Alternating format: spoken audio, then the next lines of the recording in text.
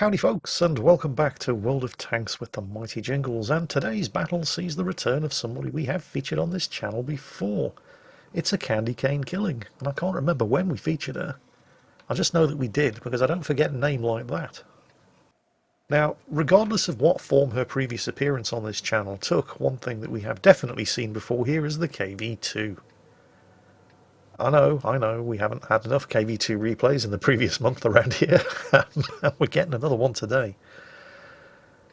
It's customary at this point in the proceedings to talk about the matchmaking, mention the fact that Candy's KV-2 is not top tier in this battle, but it's the KV-2. We all know the KV-2 doesn't care about the matchmaking. Worrying about the matchmaking is a preoccupation of bourgeois capitalist intellectuals. Where the KV-2 comes from, all matchmaking is communal and the property of the state. Anyway, Tier 7 standard battle here on the Minsk map. Candy is heading straight west and is probably going to cross the bridge heading south over in that direction in order to deliver close range, high explosive enemies to any enemy tanks fighting within the proximity of the buildings over there in the top northwest corner. I've just seen a comment in chat there from Reality Check in the 40TP saying that he's heading west because it's the direction that will take him as far as possible from the T-29. Which T-29? Must be, there's only one T-29 in play, it's on the enemy team. I can only assume that the 40TP has got XVM installed and can see that the enemy T-29 is a Super Unicum. That would make sense. However, intrigued, I did take up the opportunity to look up the stats of the T-29 player. This is the North American server, by the way, in case you're considering pausing the battle and checking for yourself. It's definitely not a Super Unicum. Let's just leave it at that to avoid his blushes. He's not bad, not especially, but he's definitely not a Super Unicum. So I have no idea what the 40TP was so afraid of, unless it was just the T-29's big old 105mm gun. I don't know, your explanation or guess is as good as mine. Oh, cheeky little shot there from the Easy 8. Is he going to sit there? Well, not quite. He's not quite as dumb as we would have liked. Plus, those concrete, I suppose, gate posts will stop a high explosive shell. But is he going to come out again? Oh dear.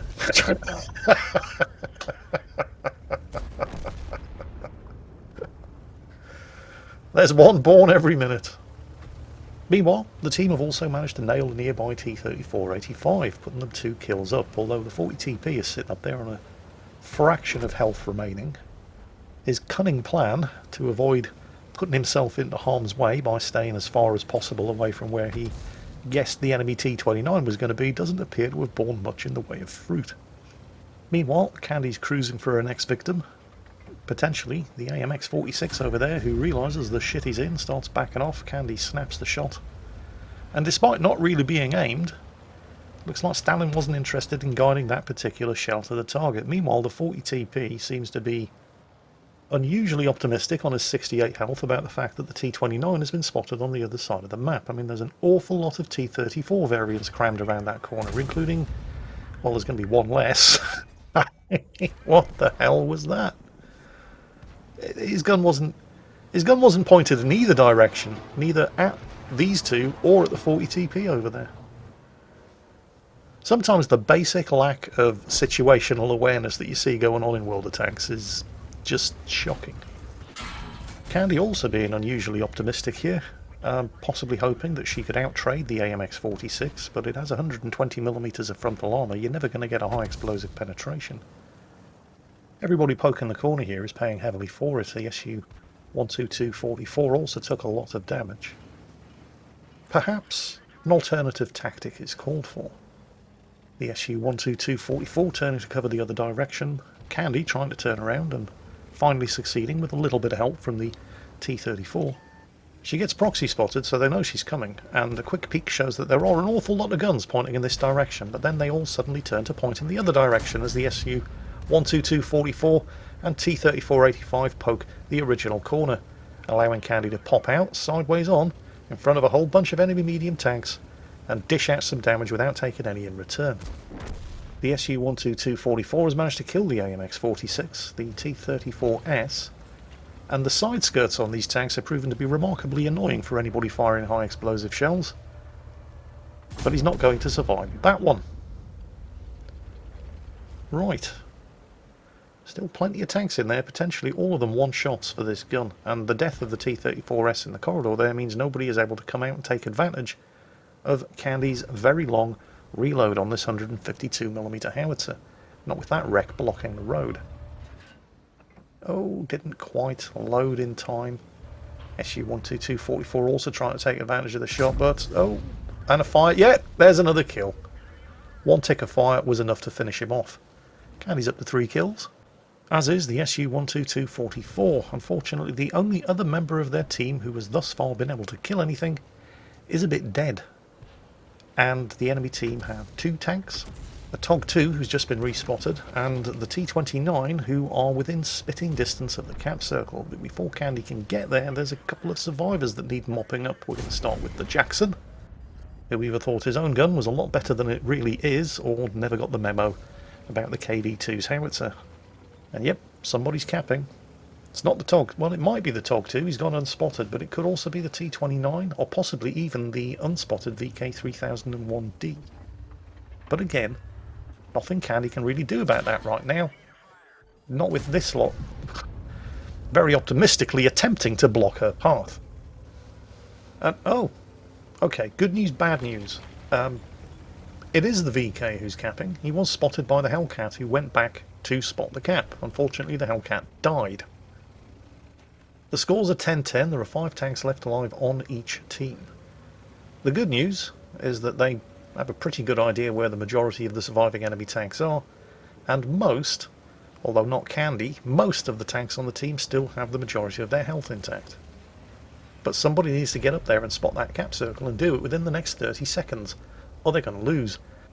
I initially thought that the SU-122-44 was rushing ahead to do just that, and he kind of is, but he kind of isn't. I mean, he saw what just happened to the Hellcat, who rushed off ahead across largely open ground in order to spot the cap circle. There are now 2 enemy tanks capping, by the way. They've got 23 seconds to spot and reset. And the team are actually moving ahead as a whole. This is good, because they are crossing mostly open ground. Oh, there's the TOG-2, but nobody has a shot. If you give the enemy a choice of tanks to shoot at while defending a cap, it increases the chance that at least one of you is going to get off that vital reset, and somebody just did. Was it the artillery? The TOG's been splashed. His crew are stunned. He's on 1% health. There's the VK. Come on. Hitting the TOG bought you some time. Somebody's killed the TOG. That's bought them some more time. Okay, it's now going to take 57 seconds for the enemy team to win by capping, so the VK just sitting there isn't going to achieve anything. Well, it is. It's going to give Candy a Top Gun. Oh, hit and splashed. Actually, no, that was a direct hit, not splash, by the Griller. Still 3 enemy tanks, but they have the upper hand. They have a 2-tank lead, although ooh, everybody is taking some big hits. Candy is a one-shot kill. The T-34-85M is probably, depending on who's shooting at him, a one-shot kill. Basically, everybody has to be really careful. They might have a 2-tank advantage, but they can still very easily lose this match. And there's the T-29. Wow. Okay. That was unexpected, considering that he was last spotted right up here in the cap circle. Then again, I mean, it's usually a bad idea. Not always, not all cap circles are the same, but it's usually a bad idea for all of the attackers to try to cram into the same cap circle. It's usually a good idea for at least some of the attackers to spread out and form a first line of defence to spot and intercept, and presumably what the T-29 was trying to do by positioning down here, flank any incoming defenders. I'm assuming that's why the T-29 was down here, although right now he's being shot at by the captured King Tiger, the artillery, and wait for it. Oh, he's just fired. Oh, that's a shame. And Candy, who's just managed to secure kill number 7. Ooh, one more for a Radley Walters medal. Oh, possibly she's not going to get it though. There's only 1 surviving enemy tank. Well, I say tank, it's artillery. It's the infamous Lefer, or however you pronounce it. The Tier 5, surprisingly French artillery with the ridiculous 390 metre view range. I say surprisingly French because they're basically French B-1 heavy tanks captured by Germany and converted into self-propelled guns. Captured by Germany and converted into self-propelled guns. So what it's doing in the French tech tree is anybody's guess. But the fact that it does have 390 metre view range and that Candy only has 147 health left could be an issue if, in fact, it had its gun pointing at Candy, but it doesn't. And there's the Radley Walters. The KV-2, once again proving, as if there was any remaining doubt, that it just doesn't give a shit. And Candy, once again proving, because even in the 21st century apparently there are still people out there for whom it needs to be proven, that what you have or don't have dangling between your legs makes absolutely no difference whatsoever to how good a World of Tanks player you are. Candy, congratulations. Everyone else, I hope you enjoyed it. And as always, take care, stay safe, and I'll catch you next time.